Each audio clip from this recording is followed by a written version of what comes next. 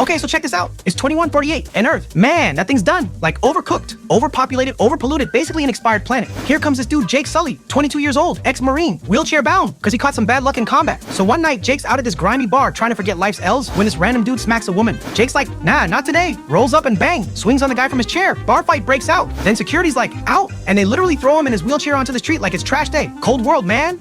Then these two sketchy dudes in suits roll up like, yo, you Jake Sully? Jake's like, who's asking? And they drop the bomb. His twin brother, Tom Sully, the smart one, just got killed. Turns out Tom was part of this huge science gig called the Avatar program, like the world's most expensive VR experience. Tom trained for 3 years for that, but now he's gone. So RDA, this mega corporation that basically owns what's left of Earth, is like, hey Jake, you got the same DNA as your bro, so congratulations, you're our new discount pilot. He lands at the RDA base called Hell's Gate, so Colonel Miles Quaritch, big buff dude, all scars and muscles, starts giving the new recruits the welcome to Pandora speech. He's like, this place will eat you alive, literally. Then shows a slideshow of blue aliens, huge rhino things, and trees taller than skyscrapers. Then Jake meets Norm Spellman, the nerdy scientist who's like, you're not your brother, but okay. Then there's Dr. Grace Augustine, total boss lady, chain smoking. She's the head of the Avatar program. Jake's like, hey, I'm here to help. And Grace is like, yeah, help ruin my data. They also got Dr. Max Patel, the tech guy who connects humans to their avatars. So basically you lie in this pod, they zap your brain, and boom, you wake up as a 10-foot tall blue guy. But RDA's boss, Parker Selfridge, she's all business, like, yeah, science is cute, but remember, we're here for unobtainium. Grace is like, you're destroying nature. And Parker's like, nature doesn't pay bills. So Grace reluctantly adds Jake to her crew, and she's like, fine, but record everything, soldier boy. Jake grabs the camcorder and starts vlogging. So now it's the big day. They hook him up to this big old machine, lights flashing, scientists all like, okay, stay calm, take it slow. And then boom, dude wakes up in his new 10-foot blue body like, yo, I got legs. Bro sprints out the lab. The scientists are panicking, yelling, trank him, but Jake's too fast. Then he meets Grace. And yo, she's looking chill in her avatar form too. Jake's just vibing, stretching his tail.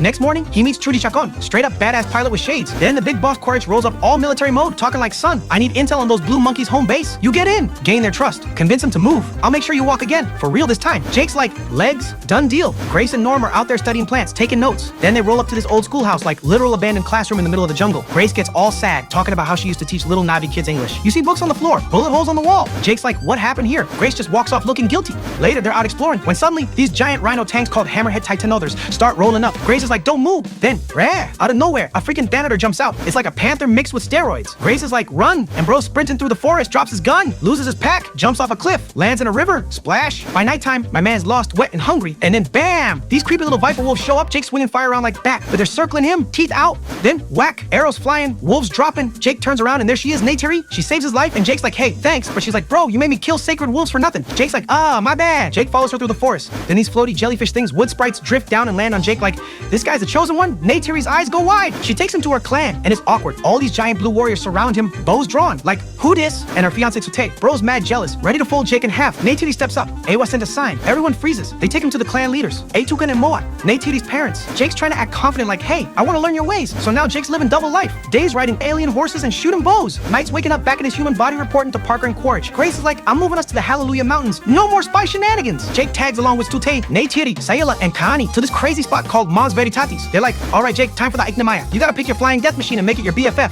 Neytiri's like, you pick one, it picks you back. Jake's like, cool, how do I know? And she's like, it'll try to kill you. And he's like, oh, perfect. So he finds one, names it Bob. Then they go flying through canyons, swooping through clouds. Jake's yelling like, yeah. And the Navi are like, okay, this dude might actually be legit. Even Neytiri's impressed, but Tsute, oh man, he's heated. Dude's like, this guy clown's stealing my girl. Neytiri starts telling Jake stories. Like, there's this big legendary bird called the Toruk. Only the realest warriors can ride it. My great-great-granddaddy did it once. Jake's like, cool. Now Jake's loving this life so much he's forgetting his real one. Grace is like, yo, you gotta eat in your human body too before you turn into a skeleton. Fool. Then Grace gets all emotional, talking about how she used to teach little Navi kids English, even Neytiri and her sister Sawanin. But then Sawanin got mad about humans wrecking trees, shot a bulldozer, and RDA shot her. Jake's like, damn. And Grace got banned from the clan after that. Jake convinces Moat and Etukan to let Grace back in. Grace shows up at Home Tree, all teary-eyed, seeing her old students. She's happy, man. Meanwhile, Colonel Quaritch hits Jake up like, yo, soldier, time to make the move. Tell them blue folks to pack up so we can dig for that shiny rock. So now Jake's torn, loyalty or love. That night, Etukan's like, you ready to be one of us? They do this big fancy ceremony. Neytiri and Grace watch him proud. Jake's officially Navi. Whole clan cheers. Neytiri's like, okay, time to show you the tree of voices where our ancestors live. Then Neytiri's like, you can pick a mate now if you want. Jake's like, what if I already did? She's like, she'd have to choose you too. They look at each other and boom, they connect cues, which is like the Navi version of a first kiss in marriage combined. Next morning, RDA bulldozers show up, wrecking the forest. Jake sees it, hops back in his avatar, smashes the camera lens like, hey, stop killing trees. But the RDA is like, wait a sec, that's our boy. Soldiers storm the avatar link pods, bust them open. Jake and Grace get yanked out mid-Navi dreaming. Quaritch and Parker watch the tapes like, so they're not moving? Grace is like, no, they're part of a living ecosystem. It's all connected. Parker's like, lady, you've been sniffing too much alien pollen. Tsute and a bunch of Navi homies light the bulldozers. Next morning, RDA rolls up, And Colonel Quaritch, he's fuming. Dude's like, tear gas him. Grace, she's pissed. And Trudy's like, they about to blow up Home Tree. Grace is like, what? Storms into Parker's office like, you're gonna kill them. Jake's like, give us one more shot to talk to them. Maybe they'll listen to me. Parker's like, fine, blue boy, 1 hour, clock's ticking. So Jake and Grace hop back in their avatar bodies, show up at Home Tree all serious. Jake's like, guys, listen, we gotta move. And Neytiri's like, move? You traitor? And next thing you know, Jake and Grace are tied up like blue burritos. Then Quaritch's goons rolling with ships, dropping gas canisters. Now we start shooting arrows. Quaritch is like, fire! And boom, Home Tree explodes. Massive fireball trees falling, people screaming, Neytiri crying. Her dad, Etukan, gets taken out by a freaking splinter. Jake's like, I'm sorry. Neytiri's like, don't touch me, and runs off. Back at the RDA base, Parker's like, yo, cut their connection. I'm done playing nice. Soldiers bust in, rip Jake and Grace out of their pods. Then Max and Trudy bust them out, hijack a gunship, and Trudy's like, y'all better hold tight. They're flying out of there. Alarms going off, bullets flying, and bam, Grace gets hit. Jake's like, no.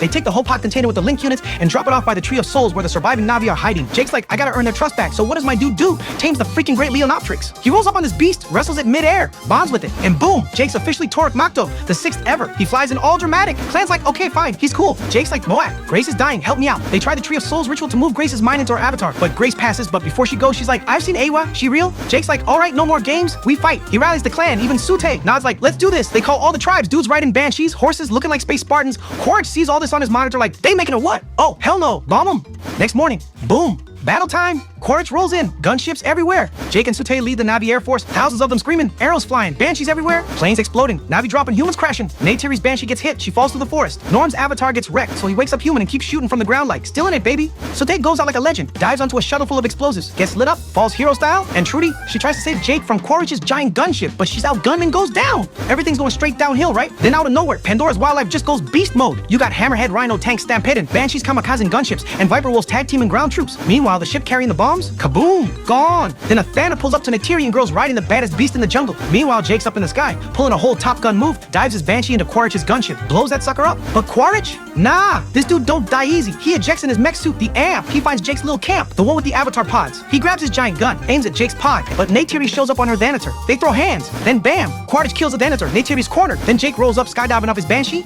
They start fighting. Jake's like, it's over, Colonel. You already lost. And Quaritch is like, lost? I'm just getting started. Quaritch grabs him by the throat, and it's looking real bad, till Neytiri pulls up and arrows him. Bam! Straight through the chest. But yo, Jake's human body is suffocating. He wakes up, gasping, trying to grab his oxygen mask, but falls. Neytiri busts in, gets the mask on him just in time. He gasps, breathing again, looks at her and says softly, I see you. Neytiri's eyes get watery. She's like, I see you too. Navi win. Home Tree avenged. They find Sute. Man's barely holding on, bleeding out. He's like, you the boss now. Torek Makto. Then the Navi gather up the leftover humans. They're like, pack your bags. Y'all going home. But the cool humans, Jake, Norm, and Max, they get to stay. Parker Selfridge tries to act tough on his way out. Walks up to Jake like, you know this ain't over, right? Then comes the big moment. Jake's back at the Tree of Souls. Neytiri kissing his human body goodbye. His eyes flutter open in his avatar body. Boom! Jake Sully, the ex-Marine with no legs, now full-time alien king.